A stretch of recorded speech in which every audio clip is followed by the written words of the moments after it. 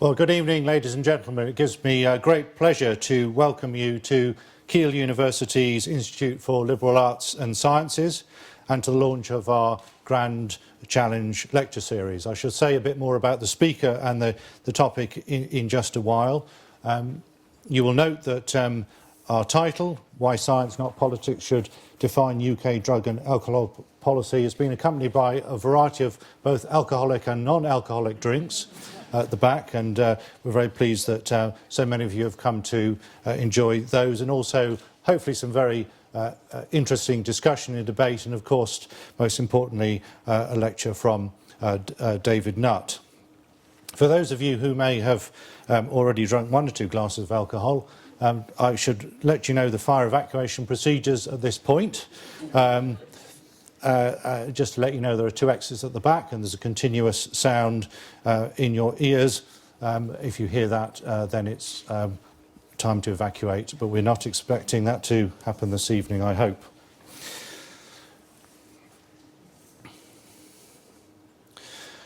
Before we start, just a brief word on the Institute for Liberal Arts and Sciences. The Institute, which is formally to be launched at the end of this month with a series of public and Grand Challenge lecture series, is something that's emerged out of a concept that I guess has been really rooted very much in Keele's foundation. It's very much based around the principles on which the university was originally founded. And the idea is it is a place for staff and students from all disciplines to meet, mingle, talk and collaborate together. And most importantly, I guess it fulfills what we were as a university originally established to do. And we can see this emblazoned in the square in front of the Students' Union. That is the pursuit of truth in the company of friends. And I think that's a really exciting mission for the university, a really exciting mission for the newly formed Institute for Liberal Arts and Sciences. At the heart of the Institute's mission is the theme of grand challenges.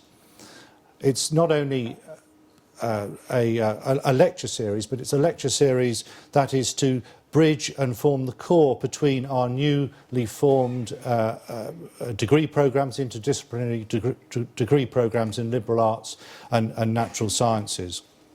So from the local to the global, in all our communities, we're aware that as a society we really do face pressing problems that over the decades we do need to meet, and that no single academic discipline is really placed to tackle them by themselves. Are highly complex challenges, and they create and require real innovative thinking and interdisciplinary action and collaboration. And in particular, and I suppose based on the theme of this evening's talk, innovation and scientific endeavour and advance needs to be accompanied by an understanding of how that is placed in a policy environment, how society responds to that, and how we take up the challenges that some of those advances make us confront. So our speaker tonight, Professor David Nutt, is currently Professor of Neuropsychopharmacology and Head of Neuropsychopharmacology at Hammersmith Hospital in Imperial College. Neuropsychopharmacology is a fascinating area, but certainly one that is very difficult to say after a glass of wine, I have to say.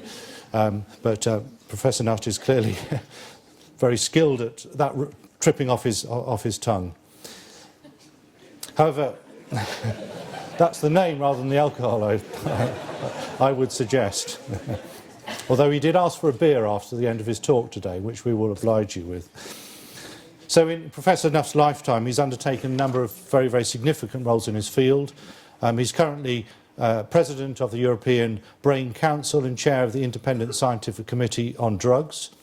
He has previously been President of the British Neuroscience Association and the British Association of Psychopharmacology and the European College of Neuropsychopharmacology, as well as, I suppose, most famously in the past, Chair of the UK Advisory Council on the Misuse of Drugs, to mention just a few.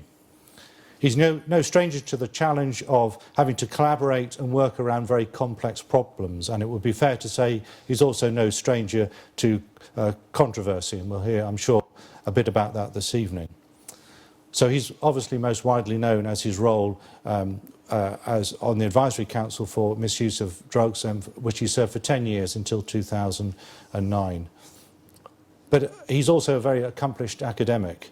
He's published over 450 research papers, a similar number of reviews and book chapters, 8 government reports on drugs and 28 books, including one for the general public, Drugs Without the Hot Air, which won the Transmission Book Prize in 2014 for the communication of ideas. Many of you would have heard him on the radio and on television, on the Life Scientific, on BBC Radio 4, several BBC Horizon programmes and Channel 4 documentary Ecstasy Live. He is in much demand for public affairs programmes on therapeutics as well as on illicit drugs, their harms and their classification. He lectures widely to the public and as well to the scientific and medical communities. He's presented at the Cheltenham Science Festival, Cheltenham Science and Hay Literary Festivals, Café Scientifiques and Skeptics in the Pub.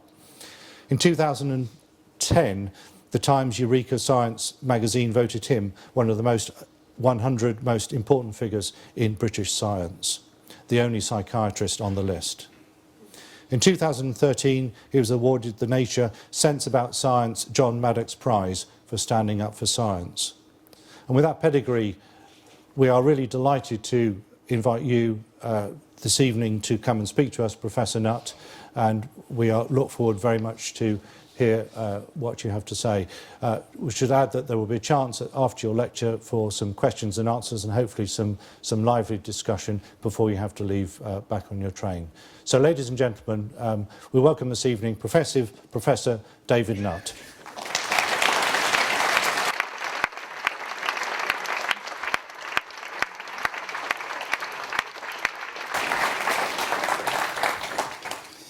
Thank you. It's great to be here. I've been a few times, but never had quite so many people in the audience. So. And it's great to be talking about a grand challenge, and I'm going to be talking about drugs, because in many ways drugs are the biggest challenge. The drug industry, if you include alcohol and tobacco and caffeine, is the largest trade in the world. And if you exclude those legal drugs, the illegal drug trade is second only to oil in terms of its turnover. So it's a big issue. I hope you've all seen now that there's a book. This is the book that is for the general public. So if you haven't already got it, think about buying it for your next parents' birthdays. Because all the proceeds go to the charity I run called Drug Science. And when you give it to your parents, they'll ask you a lot of questions. So you'll engage in a dialogue with them like you've never had since you were teenagers. But you'll know all the answers. And also follow me on Twitter. Some of you probably do, don't you? Who follows me on Twitter? Good. A few, okay. Well, I'd like to get to 35,000 by the end of the evening, so if you could all log on now, please. So you've heard a bit about me. I'll just say just a few other words just to make sure we all know where we stand. I'm a psychiatrist. With a name like Nutt, there weren't many careers in medicine. And the other one was related to testicles, so I wasn't interested in that. I was a researcher. I went into medicine to do research, and I've been, as you heard, fairly successful. I've done quite a lot of research. I had 4 children. I still have them, thankfully. I've seen an awful lot of things through the last 20 years as they grew up that I preferred not to have seen, but it's made me a lot wiser and also more insightful into the whole issues about drugs and why people use them. And as you heard, I was a government drugs advisor. For 10 years, I did the right thing. I dutifully assessed the harms of drugs. I created a new scale, a new metric, a new process for assessing the harms of drugs, which worked brilliantly until the results came out, at which point I was sacked. And of course, that's the reason most people know of me. So here's this wonderful caricature of my sacking. There's Alan Johnson, the Home Secretary's hand over my mouth. The book of Cannabis falling from my grasp. Appropriately green in colour. And then in the bottom are the scales of justice, and the scales of justice really sum up the debate. I was arguing, as that cartoonist has demonstrated, that beer and cigarettes were actually more of a problem, a greater burden on the UK than the strange coloured chemicals in the plastic bags on the other side of the scales. And that was not an argument the government wanted to engage in. But what was remarkable about my sacking and that particular front cover of the Week magazine is that it coincided with Andre Agassi's crystal meth confession. You can see that in the top left-hand corner, see? There he is, in his heyday, with his headband smiling. And most of you probably never even heard of Andre Agassi, but once upon a time there was a very good American tennis player from Las Vegas called Andre Agassi. And he became Wimbledon champion in the 90s. And unfortunately, he tested positive after that for methylamphetamine, which we now call crystal meth. And that presented the tennis authorities with an enormous challenge. Because their laws, or their rules then, as they still are today, say if you test positive for a Schedule 1 drug, as crystal meth is in their terminology, you have a minimum 2-year ban, and you could be banned for life. And that would have thrown the whole of the tennis world into a complete disarray. So they decided to do what I thought was a very English thing. They decided to ask him to tell the truth. Andre, did you actually take methylamphetamine? And he said, no, of course not. Your urine testers are just as bad as your tennis players. They're rubbish. Of course I didn't take it. And the authorities wiped their brows and said, well, that's good. Now be a good boy, go away, play tennis and never pee into a bottle again. And he never tested positive again. He probably wisened up and just took someone else's urine in for the tests, as many, many people do if they can. But what's remarkable is that when he ended up writing the story of his life, he sold the book on the grounds that he'd lied about taking drugs. And you might wonder, well, was that because he'd been burdened with guilt for those 20 years? I lied. Or was it that his publisher said, if you come public about your drug use, you're going to make a couple million more dollars? I'll leave you to decide which is the most likely. But there's a message there. If you are at the top of the tree in your sport or in your other branches of your life, you can get away with it. Lance Armstrong got away with taking erythropoietin for 8 years while he was winning the Tour de France, and as soon as he stopped winning, then he was exposed. So if you're big enough, powerful enough, rich enough, you can get away with it. But if you're not, and I guess most of you aren't, be very careful, because if you get caught, you could suffer the consequences. So there's a peculiar and unpleasant imbalance in justice around drug taking. So there's that front page of me being gagged. But of course I wasn't gagged. This was exactly the wrong thing to do, because I don't shut up very easily. And Johnson's no longer Home Secretary, so I've now command the airwaves more than he does. But the great thing about that statement, which was essentially, I was saying that based on our research, which I'll show you in a little while, that actually alcohol was more of a problem and should be targeted above cannabis. Now, that was what they didn't like to hear. And there was some dispute about it at the time, whether we were right or not. But now I know we were right, because President Obama has said so. Now, this was a remarkable statement. Last year, President Obama said that cannabis was less harmful than alcohol.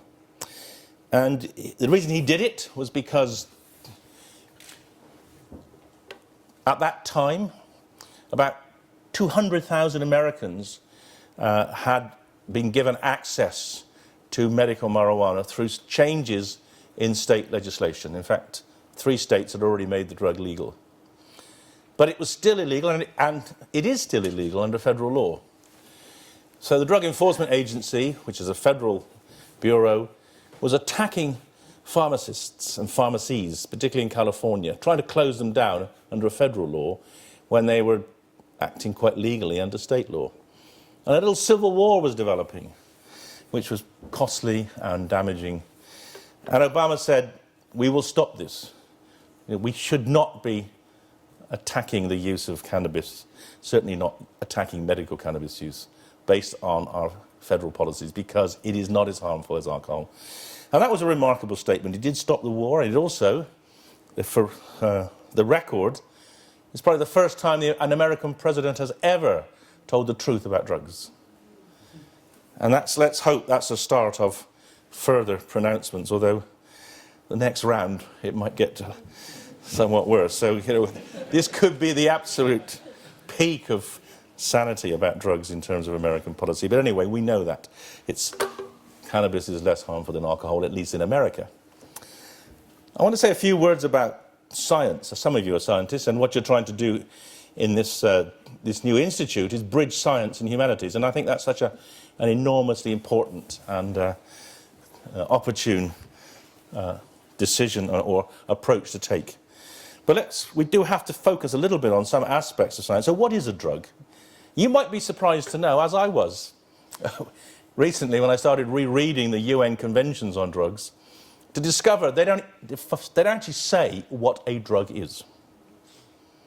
So we have laws which have led to $1 trillion being spent waging a war against drugs without any definition as to what a drug is. And sadly, the British Misuse of Drugs Act also doesn't specify what a drug is. However, as we'll see at the end, we now have a Home Secretary that thinks she knows. But that is a fundamental problem, because who defines what a drug is something that we must take very seriously, because different people have different perspectives. Now, one of the reasons I have over 450 original research papers is that for a while I was a pharmacologist, and the definition of pharmacologist is someone or something that, when given to a rat, results in a scientific paper. So drugs are very good ways of producing science. This is what the drinks industry want us to think about drugs. They want us to think that drugs are something different from alcohol, when alcohol is clearly a drug. However, do this experiment when you go home. Speak to your mother and say, "Mother, is alcohol a drug?" And she'd say, "What do you want?" And you say, no, honestly, seriously, this is a question that Professor Nutt asked me to ask you. Is alcohol a drug? And she'll say, "Well, no, of course it's not a drug." And you'll say, but Mum, I've even seen you enjoy it, and I might even have seen you get tipsy, and you might even have had a hangover. I mean, people do get affected by it. It must be a drug. And she, or if it's your father, he will say, "Don't be silly. If it was a drug, it would be illegal."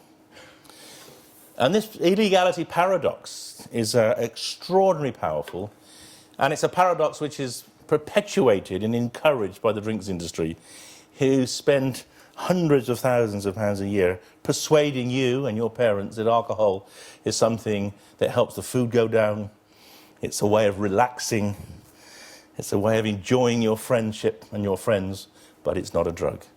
And of course, it is a drug, but it's a drug which is excluded from the Misuse of Drugs Act, because politicians don't want it to be a drug, because they have the cheapest bars in Britain. So let's have a little quiz now. So hopefully Amy's memory is still fresh in your minds. And if you haven't seen the film, Amy, you should see it. It's a remarkable film, not just about how drugs and alcohol killed her, but also showing how these days, if you're in the media, if you're doing anything which has some kind of public perspective, everything's electronic. A film made simply from what she had left behind her in the memories of the media. But anyway, the question is, she died. But did she die? Who thinks she died of a drug overdose? Who thinks she died of an alcohol overdose? Who thinks she died of both of the above? Who thinks she's still alive? Okay, there's always going to be some. Anyway, you're all right except the last two. She is dead, unfortunately. But of course you're all right, because she actually did die of a drug overdose, but it was an alcohol overdose. No other drugs were present at death. And when she died, I have to say, I assumed that because she had been a heroin addict and because she was an alcoholic and she'd taken other drugs, I thought she'd died of some combination of drugs. But in fact, when the coroner's report was revealed, it turned out she just died of alcohol poisoning. And she was one of about 3 people that week, and 3 people every week, usually young people like you, who die of alcohol poisoning. They just drink so much that they stop breathing. So at about 150 deaths a year just of alcohol poisoning, often on birthdays when friends go out and get someone drunk for fun, and then they wake up dead, or they don't wake up. And the interesting thing about Amy, well, there are a few key points here. The first is that she knew she was an alcoholic. She'd gone for treatment.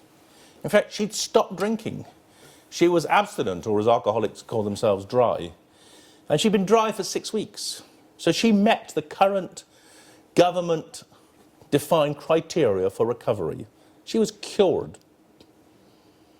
But like many people who stop taking drugs, in that period of abstinence, they lose tolerance. And when they relapse, they go back to using the drug they used before, often at the same doses or amounts they used before. And she drank a litre of vodka, and she got a blood alcohol level of 450 milligrams %, and she died. Now that will kill most of you, not some of the more heavy drinkers amongst you, but most women in this room would die with a blood alcohol of that. But Amy wouldn't have died if she hadn't been abstinent, because she wouldn't have lost tolerance. And the same is true for people who relapse to heroin use. There are a couple of messages here. The first is, we do not see her face on billboards warning people about the danger of drinking a lot of vodka. In fact, the industry has tried to hush up the fact that she died just from alcohol poisoning.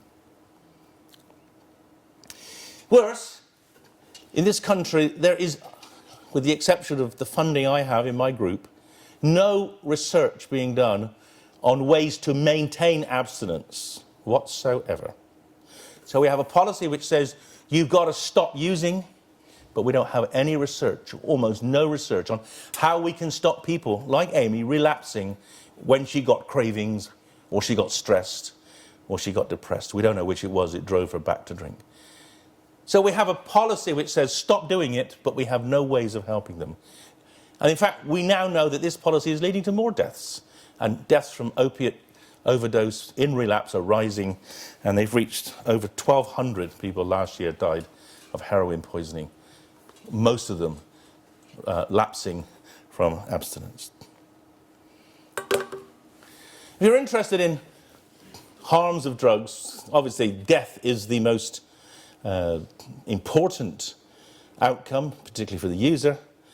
And you can see there that the largest number of premature deaths in Britain on drugs are caused by tobacco, with 80,000 premature deaths. Alcohol, 22,000. Opiates, about 1,200. Paracetamol, about 200. Cocaine, about 160. And drugs like ecstasy and cannabis, virtually none. So it's kind of paradoxical that most of the media commentary on drugs is on the drugs which don't kill you, rather than on the drugs that do kill you. And we have policies to reduce tobacco deaths. We actually do advertise. We do stop tobacco companies advertising. And we, in this country, have actually done one remarkable thing. We've had a very rational, progressive approach to using vaping as an alternative to smoking, which is going to reduce tobacco deaths more. But tobacco deaths occur in people usually from about 45 upwards, whereas the alcohol deaths occur in young people. And that's why they are very problematic. If you want to know about other preventable deaths, you can see the drug deaths are way ahead. You could prevent melanoma by stopping people having sunbeds or going to the Mediterranean in the summer. There's 2,000 melanoma deaths. 2,500 road traffic accident deaths, of which probably about a third of those are alcohol-related. Suicides, they're hard to deal with. There are about 6,000 of those every year. Many of them alcohol-related. And then AIDS, about 400. So in terms of health prevention, tobacco and alcohol are way out there as the leading challenges or opportunities in terms of improving healthcare. And because there's been a progressively reducing, in real terms, taxation on alcohol, and consumption is going up, and the nature of drinking is changing from into a more binge-type drinking, we now see that alcohol is the leading cause of death in men under the age of 50. So looking around this room, I presume it's very likely that 1 or 2 of the men in this room will die of an alcohol-related death before they make 50. And the way women are drinking, in fact, female consumption of alcohol exceeded the average consumption by women exceeded that of men last year. Women under the age of 50 will discover by the end of this decade that alcohol is the leading cause of death for them. So this is a serious public health problem that we know about, but we choose, as a government, to ignore. In fact, we've known about it for a very long time. This graph I find extraordinarily chilling, because this graph essentially encompasses the period I have been a doctor. In 1970, when I was a medical student, the government started collecting data on deaths from diseases of various organ systems. And you can see there's rainbow of colours, apart from the red, down the bottom there. These are called standardised mortality rates. The number of deaths per 100,000 people in England and Wales related to disorders of the heart, the lungs, endocrine systems, etc. And you can see they've all gone down. So heart deaths per 100,000 of the population have reduced to a half of what they were in 1970. And that's as it should be, because as a population we're healthier, and because medicine's better. And the reason we collect these data is to show that we're doing the right thing. That's what we want. Isn't it weird, therefore, that deaths from liver disease, the red bars, have gone in the opposite direction? Now, you might say, well, after the first 5 years, that could be within statistical error. After 10 years, you might think, that's a bit worrying. After 20 years, you might say, for 20 years, it's gone in the wrong direction. Let's do something about it. Well, actually, the government did do something about it. You can see that after 20 years, they liberalised access to alcohol. So the death rate went from 1.5 times to 4 times over the next 20 years. And of those deaths from liver disease, 80% are due to alcohol. So we have watched as alcoholic liver disease has almost caught up with heart disease as a leading cause of death in men in this country. We have these data, and we choose to ignore them. Because if we do anything about it, the drinks industry threatens to remove its support for political parties. The argument that the drinks industry use to stop politicians challenging them is the argument that, yes, there may be deaths from alcohol, but there are also benefits. There are health benefits from alcohol, particularly in middle-aged men, otherwise known as politicians. And in 2000, I was working with the Cabinet Office to do a proper review of drug policy and drug harms. And we assessed a range of different drugs using a scale that I developed. And we presented the data, and a report was written, and alcohol was seen as a serious problem. When the report was finally published, alcohol had been removed from the report. And we said, why did you remove alcohol from this report? And the reply was, well, the drinks industry told us that there were health benefits, so we couldn't just criticise alcohol for its harms because there were benefits. And we said, actually, that's a medical decision, that's not a political decision. But then, as now, the drinks industry controls political thought more effectively probably than any other industry other than the defence industry. So here you see it. Here you see 15 different ways in which alcohol will kill you.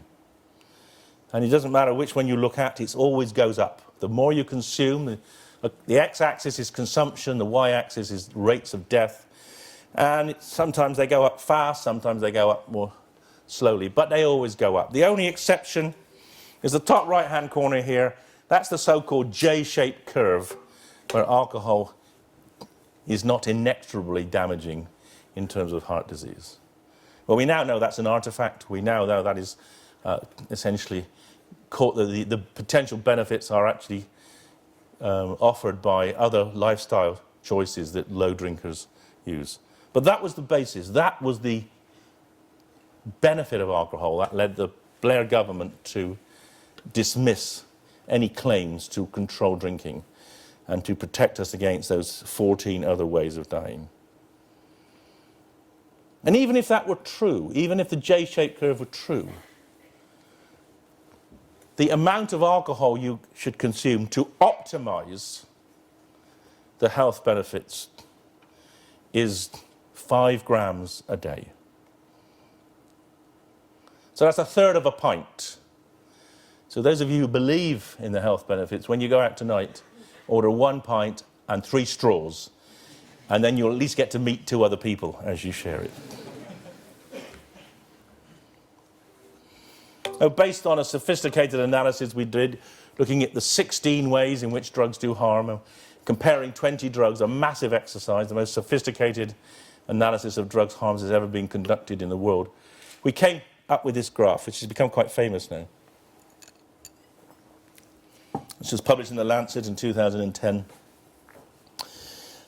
And it shows that alcohol is the most harmful drug in the UK today. And the reason for that is the red bar.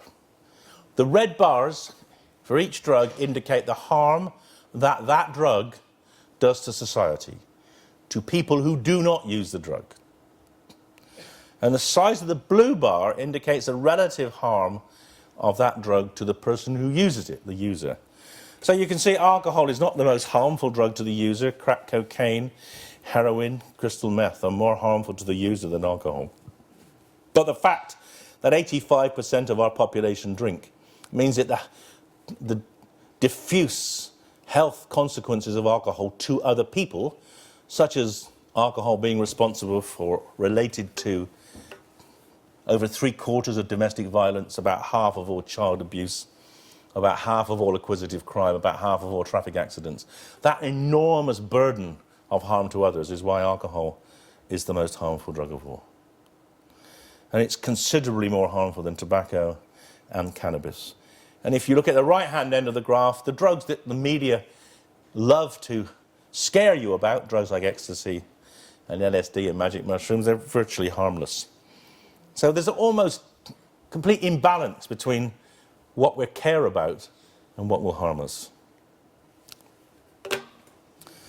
Which gets me onto cannabis, because cannabis has been a political tool for the last 10 years. It was responsible for my sacking, and it's continued to be a weapon that politicians, both Labour, that one there was the Home Secretary, Alan Johnson, who sacked me, but also the current Home Secretary. They've used cannabis as a card to play to get votes. So, how have they done that? Well, they've done it by scaring people about potential harms of cannabis.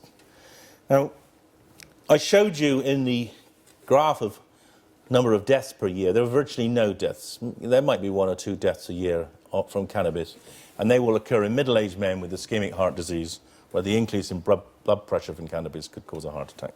But they're extraordinarily rare.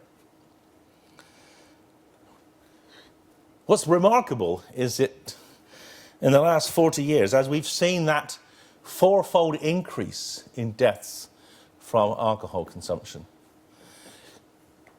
which occurred as a result of about a doubling of the actual consumption of alcohol in our population.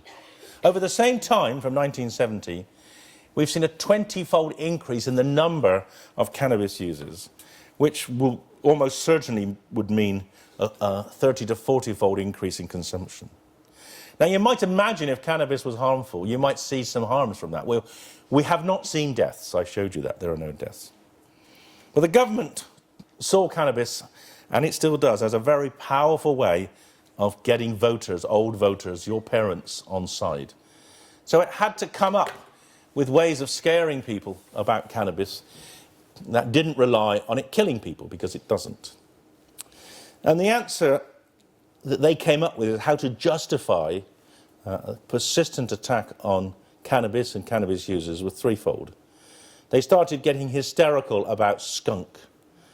They started arguing there was a risk to drivers, and they started grasping at straws that cannabis might cause schizophrenia. So let's just have one slide about skunk. What is skunk? Well, skunk is a slang term. It refers to a particular form of cannabis, but in essence, it's used to describe cannabis in which the plant has been grown to maximize the amount of THC, the psychoactive stoning ingredient. So basically, it's more bang for your buck if you grow the plants.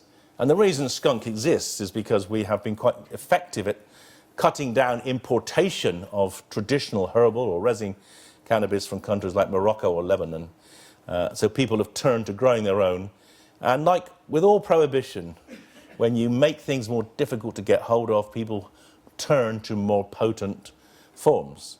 So we cracked down on opium and we got heroin injection. We cracked down on alcohol in prohibition in the States and we got people drinking methanol and pooch. And we cracked down on cannabis and we got people growing skunk. We've had ridiculous claims. One of the people who made these claims was a scientist in the House of Lords. One was the president of the Royal College of GPs, and one was a very important and famous psychiatrist. And you can work out which said which, but they're all wrong. Skunk is not 100 times more potent than hash. One spliff doesn't kill 1 million cells in the hippocampus, and cannabis is not the leading cause of schizophrenia. However, Gordon Brown was quite happy to jump on the bandwagon of hating and fearing cannabis when he was trying to get re-elected, or to get elected in the first place as Prime Minister. And he started saying things like skunk is lethal to try to justify his position on cannabis.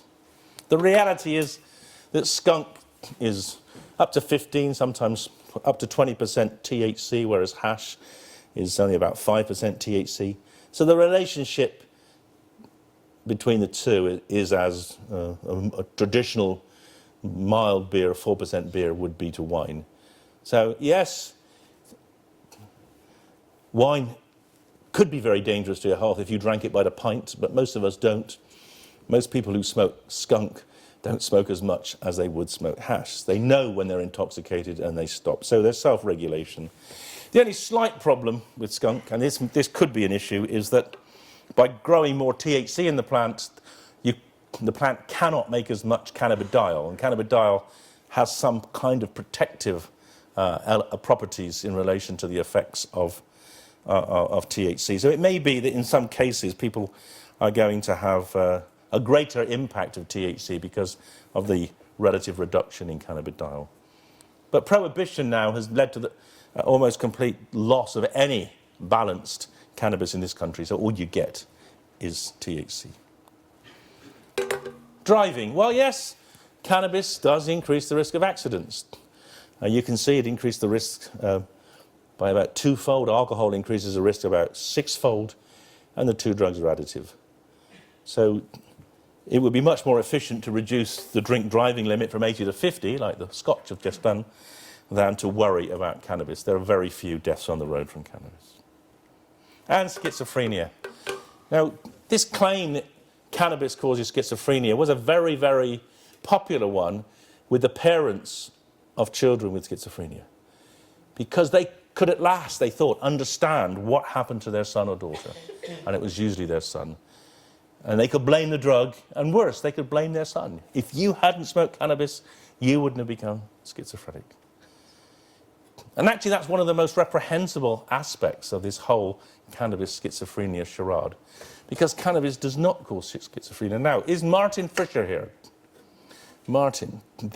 So, when the claims came out that cannabis caused schizophrenia, Martin, who works here and is excellent epidemiologist, said, well, there's a database we could look at. We could look at the MRC, General Practice Database, and we could see if that 20-fold increase in cannabis use was associated with any increase in schizophrenia or any increase in psychosis. So he did that, he dug out the data, there's the data, and you can see that there is no relationship. When that great increase in number of users did not translate into any increase in the number of people with schizophrenia or psychosis.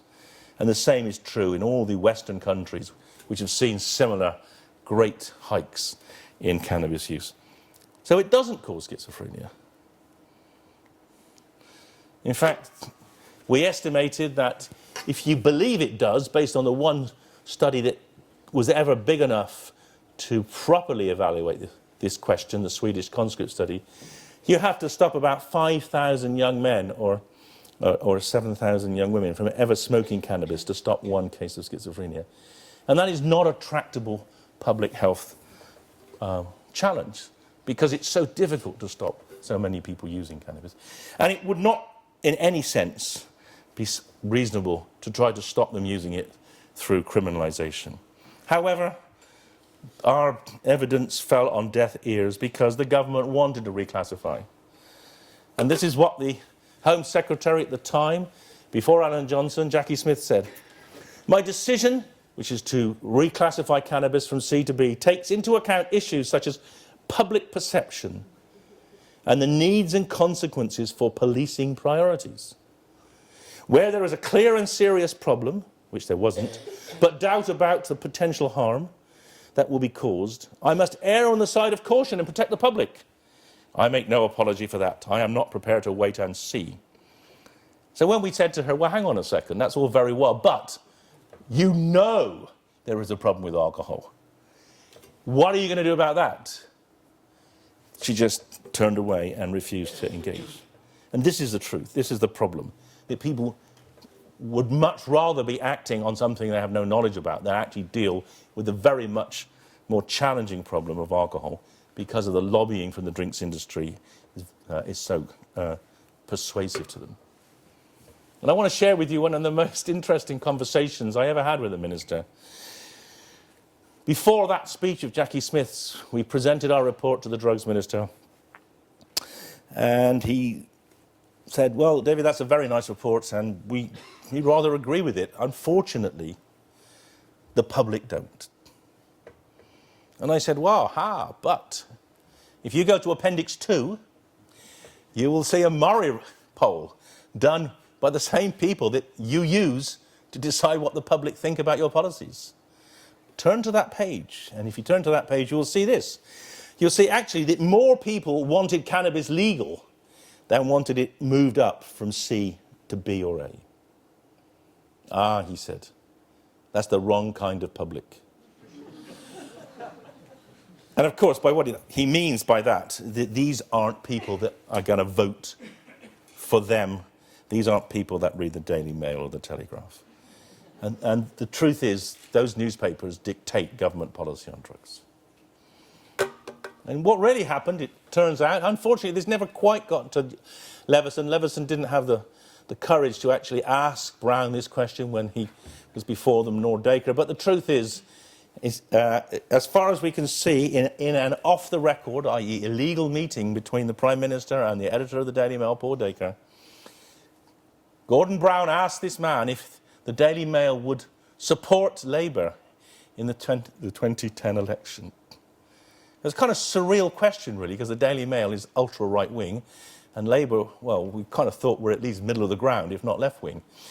But anyway, the question was asked, and the answer was yes, the Mail would support Labour if Gordon Brown did three things: crack down on immigration, reduce the top rate of income tax from 50 to 45%, and reclassify cannabis. And Gordon Brown said, great, and went out, and within that same week was making an announcement that skunk is lethal. And they, since that meeting, and well, before and since, they continued pursuing an aggressive policy of criminalising cannabis users. And we now have 1 million young people in this country, mostly from ethnic minorities, who've got criminal records for possessing a drug in amounts which would do much less harm to them than the alcohol that the policemen use who arrest them. And that's caused enormous iniquities, because once you have a criminal record, it's very difficult to get into the civil service or teaching or the police or the armed forces. And it's also completely undermined the belief in justice. And selling out the Labour Party to the Mail on cannabis was an outrageous decision by Gordon Brown, which was made even worse by the fact that when the election came, the Mail didn't support him either. He should have known better. Now we have this problem of over-policing cannabis, 1 million young people. One of the reasons for the London riots was that the next police commissioner, Hogan Howe, decided he was going to clamp down on these black gangs and use cannabis as a simple way of targeting them, and they did not like that, quite appropriately. The paradox is that 100 years before, the most powerful woman the world has ever known, Queen Victoria, the woman that gave name to Imperial College London, where I work, because she was the Imperial Queen, used cannabis. She used it for pains of the period pain she had. She used it for the pains of childbirth. And cannabis was a medicine. It was widely used as a tincture to deal with pain, in the same way as cannabis is widely used as a medicine now in the USA and other countries. It was all right for her, but it's not all right for teachers today. Here's an example. I get many of these. Wheelchair bound, has a door smashed in on 3 occasions in a dawn raid by the police. She'd open the door to them if they rang the bell. She can't jump out of a window because she's in a wheelchair. But there's something about waging a war on drugs which police like. They like to dress up in their kit. They like to get up at 3 in the morning because they get a lot of overtime. And smashing doors down kind of justifies their existence. And now this poor woman is in the hands of the police, because if she's convicted for the 4th time, she must go to prison. But she carries on using because that's the only drug that gives her relief from her multiple sclerosis. I find it difficult to share this with you, because, I mean, to live in a country that's so oppressive to someone with such needs, I find it's quite distasteful that this can happen in our so-called civilized country. And it's got worse, because 10 years ago now, the law lords decided to make it hard, in fact impossible, for people with medical needs for cannabis to use that as a defence in court. Now, under English common law, the defence of necessity, or the medical defence, has been around for something like 600 years. But it was abolished in 2005 just for cannabis. So if you're caught with crystal meth, you can say, "Officer, I needed it for my headaches." And if you're caught with heroin, you could say you needed it for your backache or your diarrhea. But if you're caught with cannabis, you cannot plead the medical defence. It has been abolished just for cannabis. So if you're caught, you must be convicted. And magistrates hate it. Are there any magistrates here? I gave a talk to the magistrates in London a couple of years ago. They say, this is so distasteful, because when they come into the door, we have to prosecute. There is no defence. Worse than that, the police can seize the assets of the user under the Proceeds of Crime Act. And what they usually do is seize the assets of the person who gets it for them, because it's quite hard to go and score cannabis if you're in a wheelchair. So usually someone goes and supplies it. The police break the door down. The supplier, who's usually the partner, says, "Don't blame her, it was me, officer." And they say, "Great, so you're a dealer. That's 14 years in prison if we convict you. And we will seize your assets. And we will make life hell for you for months and months and months until you get convicted, because you won't have access to your credit cards. You will go bankrupt, possibly." It's the most oppressive and disgusting attack on personal liberty. And the law lords that denied this medical defence were Bingham, Carswell and Roger. And why did they do it? Well, they said the courts, that's them, was influenced by the government's refusal to relax the legislation in this context, despite recommendations to do so by the House of Lords Select Committee. So in 2000, the House of Lords wrote a very good report. I contributed to it, which said, let's make medical cannabis available. And for a year or so, the Labour government said, let's do that. And then the Daily Mail said, we don't like that. And then Tony Blair said, oh, then we must do what the Daily Mail tells us.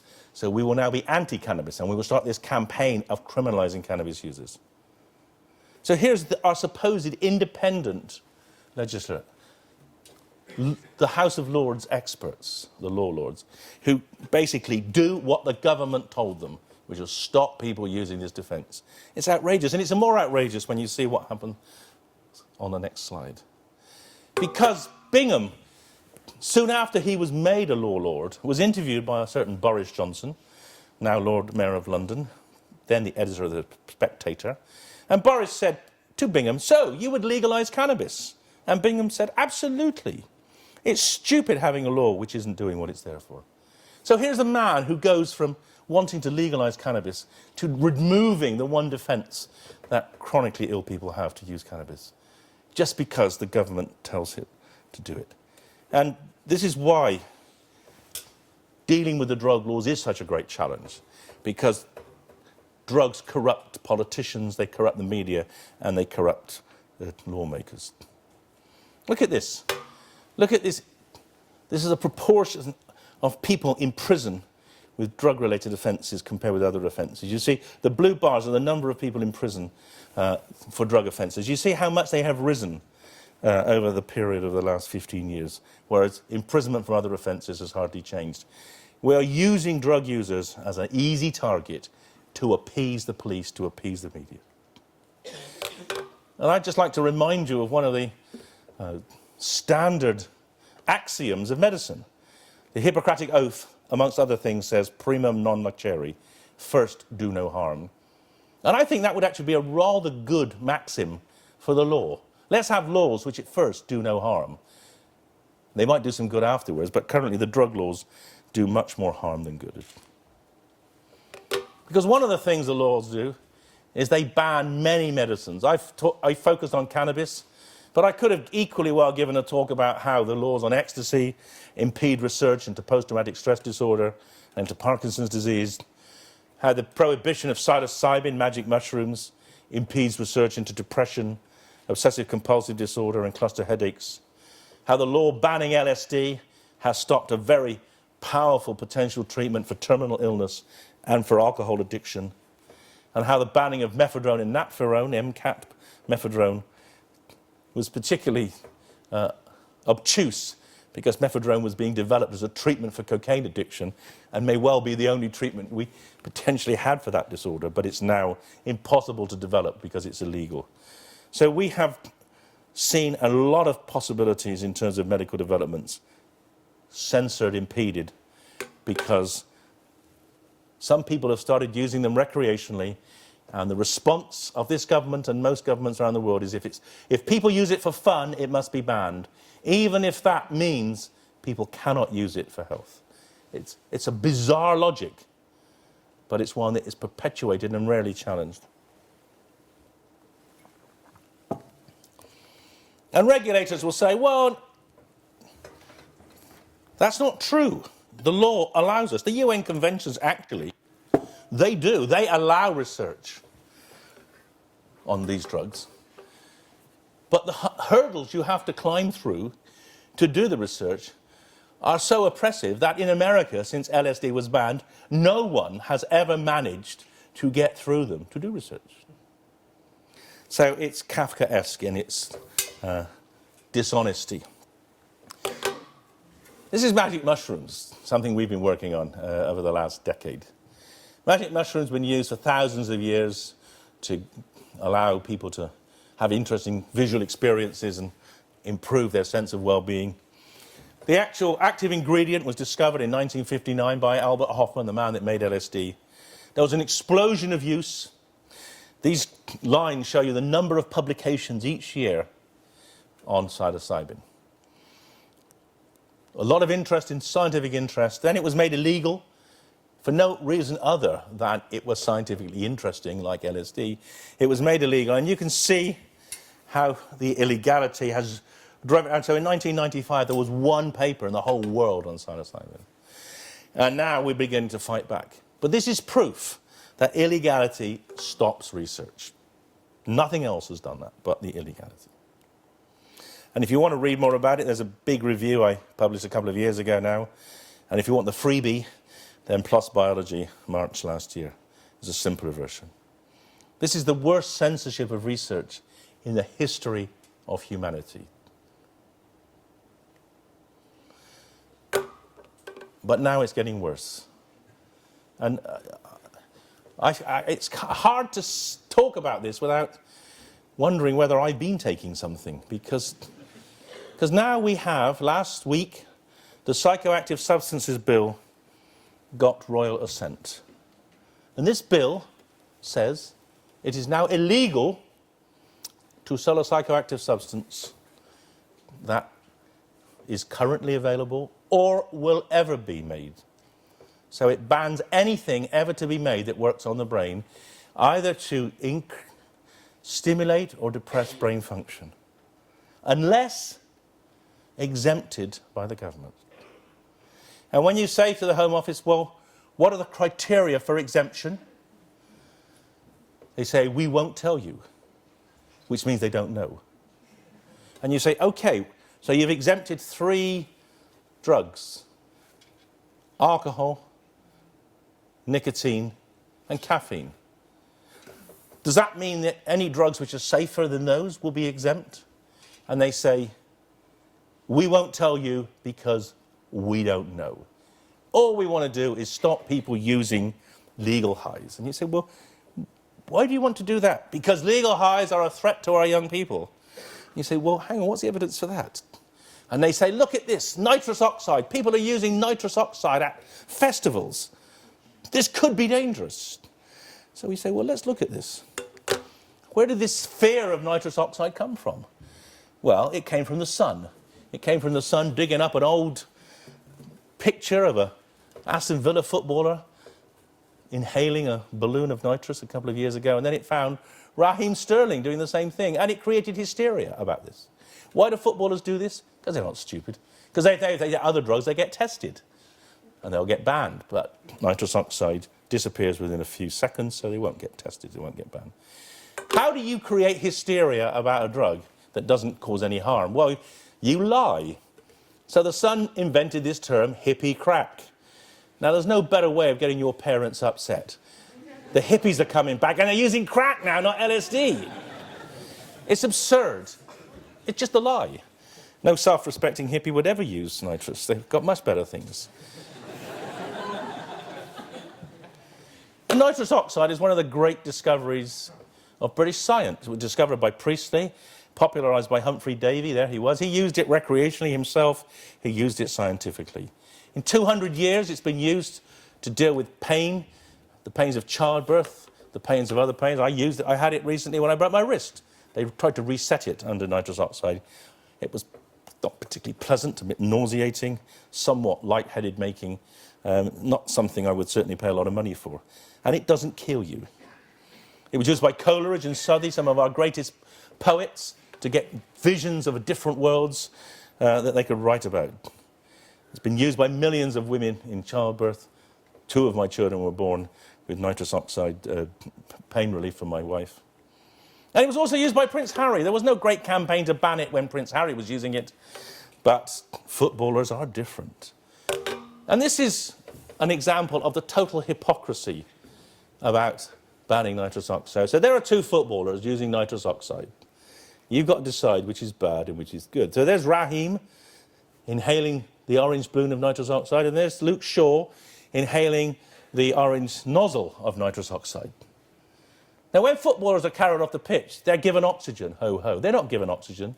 They're given nitrous oxide to deal with the pain of having a smashed-up leg. So here we have it. We want to ban the drug that they're using to deal with the pain. And we want to ban it because he's having fun, and we don't care whether the ban might have a negative impact on him getting treated. It is a pointless, ridiculous assault on an almost completely harmless drug. Why are we doing it? Well, I think that's a really interesting question. I don't know the answer to why we're doing it. I think it's because some newspapers hate young people. They hate young people doing things that they're scared to do, in the same way as they hate the music that you might listen to. And this invention of a harm in a drug is something that newspapers need to do to justify their hysterical attacks on it. There's also antipathy to head shops. People hate head shops in their neighbourhood. They see them as the modern equivalent of sex shops. They want to get rid of them. They can get rid of them if they're causing a public nuisance, but the Psychoactive Substances Bill is an easy way of getting rid of them because it says essentially if you're selling anything that works on the head, it's illegal, so the police can go in and close you down. What's driving this is interesting. What's driving this, I believe, is a very nasty right-wing puritanical group of people. There's this think tank called the Centre for Social Policy that Ian Duncan Smith heads up. It gets some of its funding, it gets from an extremely aggressive warmongering charity in the States which tries to maintain the American prohibitionist position on drugs. And these command the airwaves. When I go on to talk about the harms of drugs, they always put one person up from the Institute for Social Policy to oppose me. They want to ban everything, and they're starting with legal highs. To paraphrase Disraeli, who was talking about statistics, there are lies, damn lies, and legal high statistics. Because the truth is, the Misuse of Drugs Act and the way it's been enforced in recent years means that there are probably only about 5 legal high deaths a year in this country. There is no epidemic.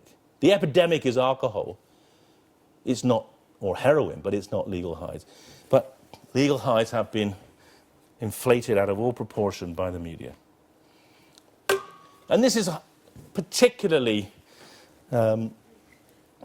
driven by, I think, the current Tory party having a peculiarly biased view of drugs.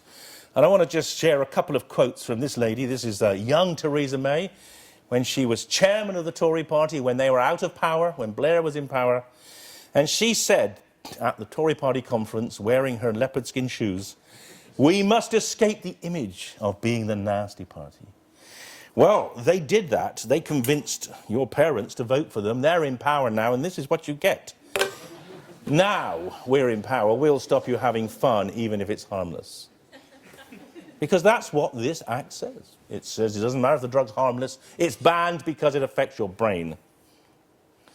And as the daughter of a vicar, this is what she really means. Thou shalt have no other drug but alcohol. That is a cheese plant, not a cannabis plant next to her. Forever and ever. Amen.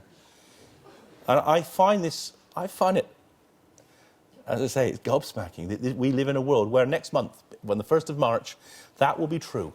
It will be illegal to change the way your brain works with any drug other than alcohol, tobacco, or nicotine.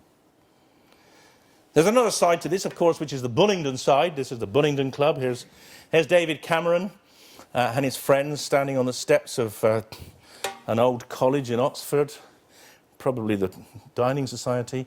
And David here is saying, the proles are complaining, we will ban nitrous oxide. And his mate, Boris Johnson, is saying, well, let them snort coke, it was good enough for us. Because, as you know, the Bullingdon Club was founded on the principle of taking a lot of cocaine so you could drink all night and then smash up the bar or the restaurant you were having fun in. See the film The Riot Club if you don't believe me. And they even let people from St Paul's, oiks, these low-class public school boys called Osborne, to do it. And the interesting question that none of us know the answer to is that cocaine or is that just sugar? And who can tell? But it's not brown sugar, he says. Sorry, that's an in-joke. And I would argue with you now that this psychoactive substances law is the worst law ever. It's immoral because it pushes people to use alcohol. The only way you're legally allowed to get off your head now is alcohol. It'll increase harms and deaths because there will be a black market.